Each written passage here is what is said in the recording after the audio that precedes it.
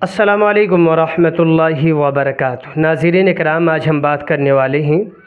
دعوت و تبلیغ کے جو دو گروپ ہیں ان میں سے کون سا گروپ حق پر ہے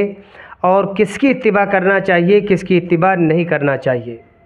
اور دارالعلوم دیوبند کا وہ فتویٰ بھی آپ حضرات کی خدمت میں ہم پیش کرنے والے ہیں۔ ناظرین اکرام، ہم آپ کو بتا دیں کہ جس وقت سے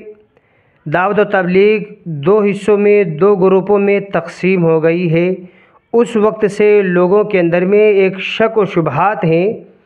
کہ بھائی کس کے تابع رہ کر کام کرنا چاہیے، کون سا گروپ حق پر ہے، کون سا گروپ ناحق ہے، کون سا گروپ صحیح ہے، کون سا گروپ غلط ہے۔ لوگوں کے اندر میں یہ شک و شبہات اٹھ رہے ہیں اور لوگ جو کام کرنے میں ذرا آگے پیچھے ہو رہے ہیں، کیونکہ دونوں گروپوں کے درمیان علماء کرام ہیں جو اپنے آپ کو صحیح ثابت کر رہے ہیں، دوسرے کو غلط کر رہے ہیں۔ ایک گروپ اپنے کو صحیح کہہ رہا، دوسرے کو غلط کہہ رہا، دوسرا گروپ اپنے کو صحیح کر رہا ہے، پہلے والے کو گروپ جو ہے غلط کہہ رہا ہے۔ تو بہرحال اس میں بہت ہی شک و شبہات ہیں، تردد ہے کہ بھائی کس کے مطابق عمل کیا جائے، کس کے مطابق عمل نہ کیا جائے۔ اس کے تعلق دارالعلوم دیوبند سے ایک سوال کیا گیا تھا، وہ سوال بھی ہم آپ حضرات کی خدمت میں رکھتے ہیں، آپ بھی اس کو اچھی طریقے سے سنیں، اس کا جواب بھی سنیں، کیا جواب دارالعلوم دیوبند سے آیا تھا، پھر آگے ہم اس کے بارے میں تبصرہ کریں۔ سوال کچھ اس طرح کیا گیا تھا کہ حضرت میں کافی دن سے شورا اور مولانا سعد صاحب کی عمارت کے بارے میں پوچھنا چاہ رہا تھا، آپ مجھے بتائیں کہ کس کے تابع رہ کر کام کیا جائے۔ دارالعلوم دیوبند سے جو جواب آیا تھا وہ آیا تھا، دارالعلوم دیوبند اس سلسلے میں غیر جانبی دار ہے۔ آپ جس طرح سے پہلے سے دین کا کام کرتے ہوئے آ رہے ہیں، اللہ تعالیٰ کے لیے دعوت و تبلیغ کی محنت کر رہے ہیں، آپ اسی طرح ابھی بھی اور اسی طرح کرتے رہیں۔ یعنی جس طرح پہلے سے دین کا کام سمجھ کر کے آپ اللہ کے لیے دعوت و تبلیغ کی محنت کو کر رہے تھے، اسی طرح آپ کرتے رہیں۔ تو اس کے بارے میں حضرت مولانا ارشد مدنی صاحب سے پوچھا گیا تھا، تو انہوں نے کہا تھا کہ بھائی دونوں گروپ حق پر ہیں، دونوں گروپ صحیح ہیں، بس آپ جو کام کر رہے ہیں اس کام کو اللہ تعالیٰ کے لیے ہی کریں، صرف بس۔ اور اسی طریقے سے ایک مرتبہ مفتی تقی عثمانی صاحب سے سوال کیا گیا تھا کہ کون سا گروپ حق پر ہے، ہم کس کی پیروی کریں، تو مفتی تقی عثمانی صاحب نے بھی بہت شاندار جواب دیا تھا، کہا کہ دعوت و تبلیغ کے دو گروپ ہو چکے ہیں، دونوں گروپ حق پر ہیں، کہا کہ حنفی اور شافعی کی طرح ہیں، تو بس یوں سمجھو کہ وہ بھی حق پر ہیں، یہ بھی حق پر ہیں،